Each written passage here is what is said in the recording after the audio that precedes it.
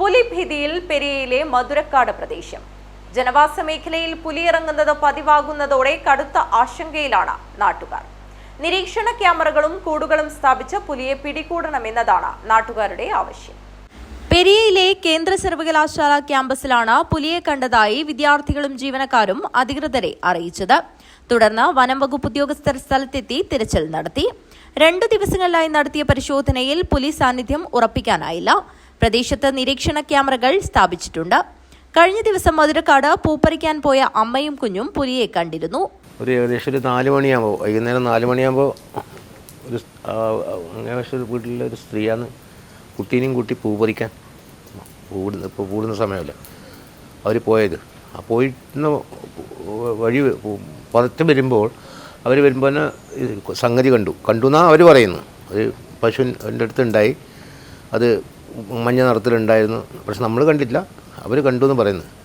ഊഹാഭവങ്ങളുടെ അപ്പോൾ അവർ പറഞ്ഞ അടിസ്ഥാനത്തിൽ തന്നെ അപ്പോൾ അവർ പറയുന്നത് അത് ഇങ്ങോട്ട് തുള്ളി പോകുന്നുണ്ടായിരുന്നു ആൾക്കാർ കാണുമ്പോൾ എന്ന് പറഞ്ഞു.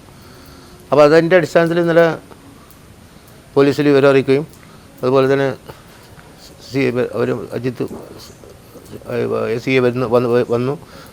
കുറച്ച് പോലീസുകാർ വന്നു. അതിനുശേഷം അവർ ഇൻഫോം ചെയ്തെന്ന് തോന്നുന്നു ഫോറസ്റ്റുകാരാണ്. അങ്ങനെ ഫോറസ്റ്റുകാരും വൈകുന്നേരം 7-7:30 അവർ വന്നു. പിന്നെ അവർക്ക് കുറച്ച് നോക്കി പോലീസ് ഉദ്യോഗസ്ഥന്മാരും കുറച്ച് തെരച്ചിൽ നടത്തി. അന്നേരം പറഞ്ഞു നാളെ വരുന്നതെന്ന് പറയുന്ന കേട്ടത്.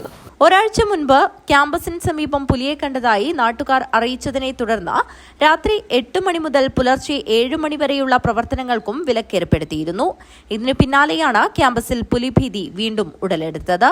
സർവകലാശാലയ്ക്ക് സമീപം പുല്ലാഞ്ചിക്കുഴിയിൽ 2 ആഴ്ച മുമ്പ് കെട്ടിയിട്ട നായയെ പാതി ഭക്ഷിച്ച നിലയിൽ കണ്ടെത്തിയിരുന്നു. ജനവാസ മേഖലയിലെത്തുന്ന പുലികളെ പിടികൂടാനാവാത്തതിൽ ആശങ്കയിലാണ് നാട്ടുകാർ. കൂടുതൽ നിരീക്ഷണ ക്യാമറകളും കൂടും സ്ഥാപിച്ച് പുലിഭീതി അകറ്റണമെന്നതാണ് നാട്ടുകാരുടെ ആവശ്യം. സംഭവത്തെ തുടർന്ന് സർവകലാശാല ഹോസ്റ്റലുകളിൽ താമസിക്കുന്നവർക്ക് സമീപ പ്രദേശത്തുള്ളവർക്കും ജാഗ്രതാ നിർദ്ദേശം നൽകി. News bureau, Periya.